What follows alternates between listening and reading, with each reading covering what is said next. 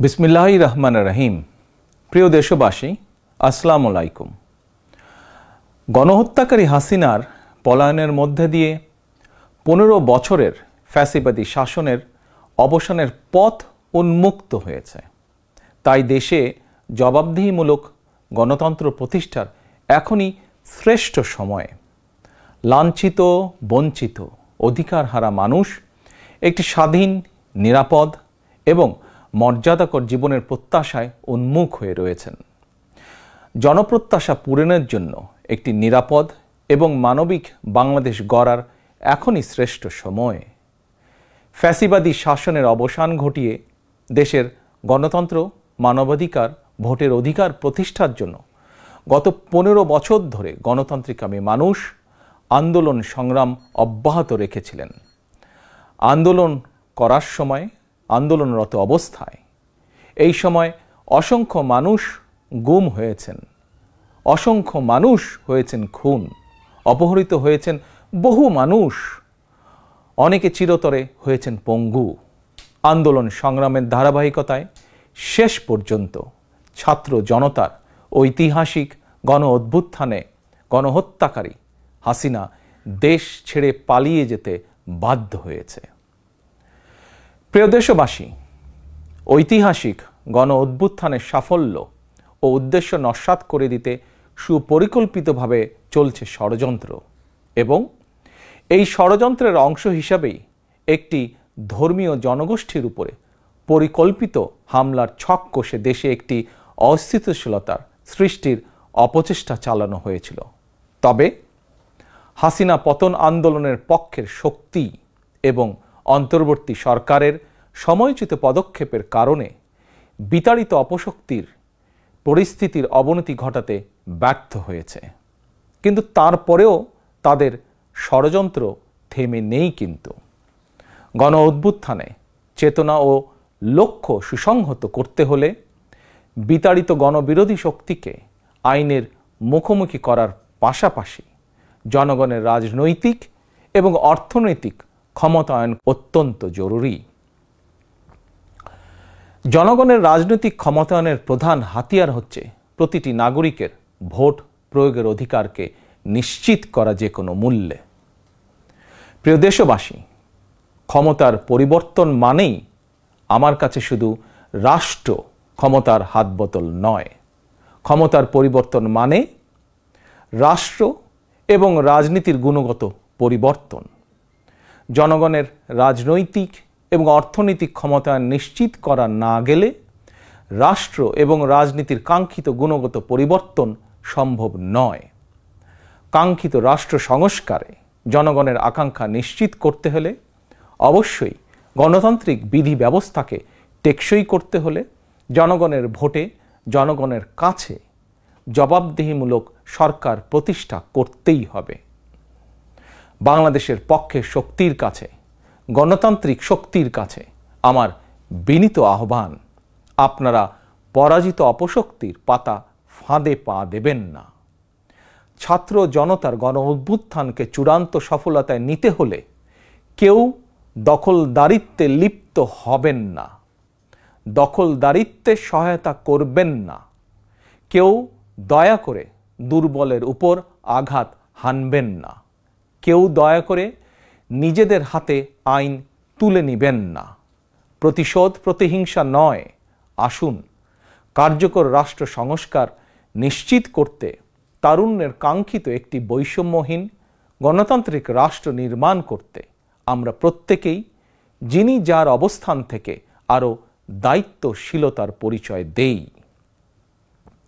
প্রিয় দেশবাসী, ভাই ও বোনেরা, ছাত্র জনতার গণ অভ্যুত্থানে বিশ্ববিদ্যালয়ের ছাত্র শহীদ আবু সাইদ, মাহফুজুর রহমান মুগ্ধ, কলেজ ছাত্র ওয়াসিম আকরাম, মাদ্রাসা ছাত্র আব্দুল্লাহ আল মামুন, স্কুল ছাত্র রিফাত হোসেন, 60 বছর বয়সী একজন মা মায়া ইসলাম, 6 বছর বয়সী শিশু রিয়া গোপ, কিশোরী ছাত্রী নাইমা সুলতানা, কুমিল্লার আইনজীবী আবুল কালাম, চুয়াডাঙ্গার রাজমিস্ত্রি উজ্জ্বল হোসেন, নোয়াখালীর দোকান কর্মচারী আসিফ, বরগুনার ওষুধ কোম্পানির সেলসম্যান আল আমিনের মতন বিভিন্ন শ্রেণী পেশার হাজারো মানুষ শহীদ হয়েছেন।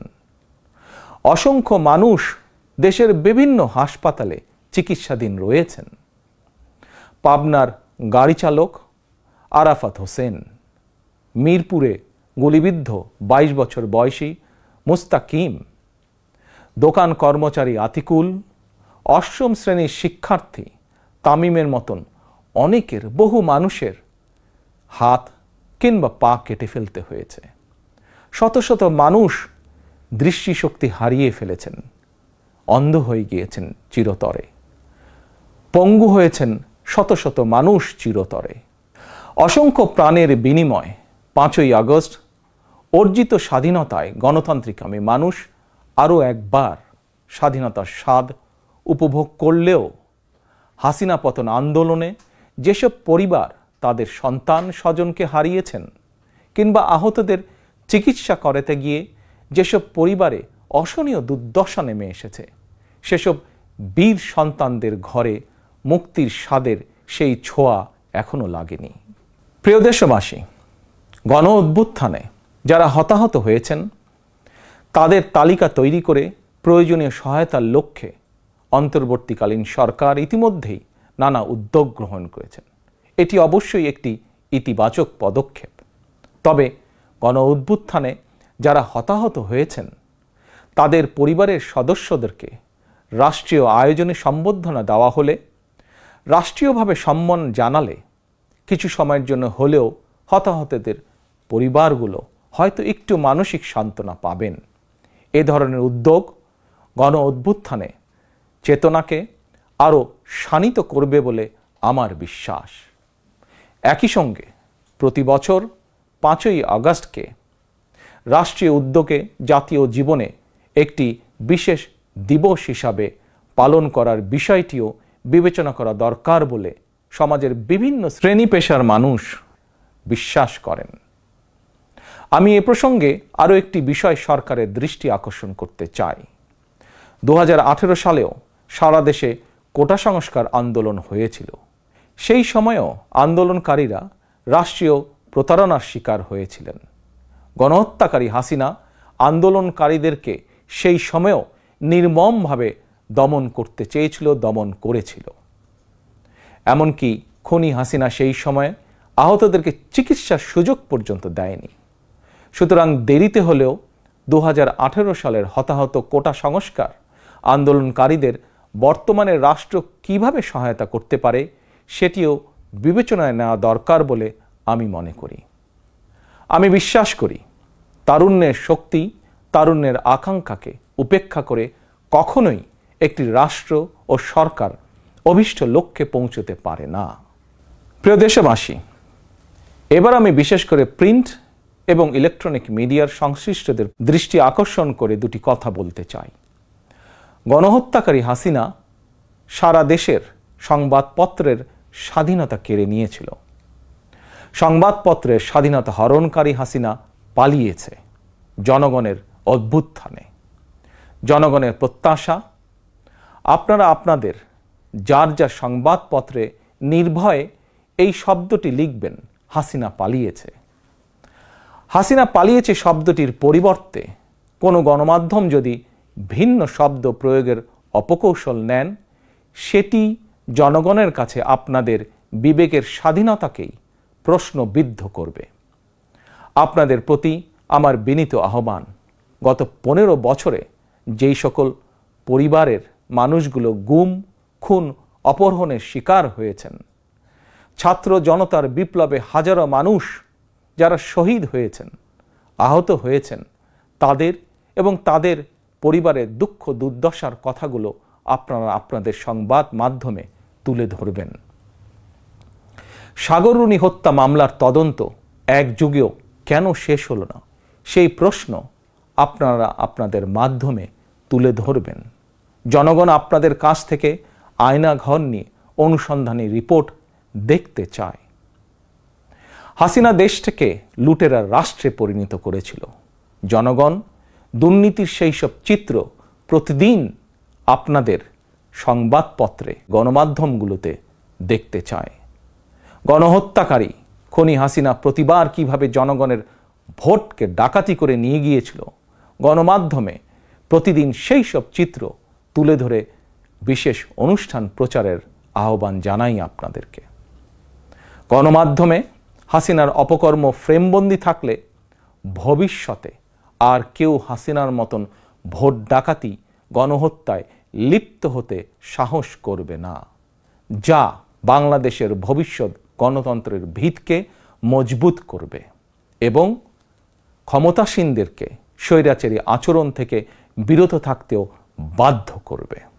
এবার আমি সারা দেশে বিএনপি এবং এর অঙ্গ ও সহযোগী সংগঠনের সর্বস্তরের নেতা, কর্মী, সমর্থক, শুভাকাঙ্ক্ষীদের প্রতি আহ্বান জানিয়ে বলতে চাই, রাষ্ট্র সংস্কারের পথ ধরে অন্তর্বর্তীকালীন সরকার যথাসময়ে জাতীয় নির্বাচনের তারিখ ঘোষণা করবে। সেই নির্বাচনে জনগণের রায় পেতে জনগণের মন জয় করুন। জনগণের বিশ্বাস, আস্থা এবং ভালোবাসা অর্জন করুন।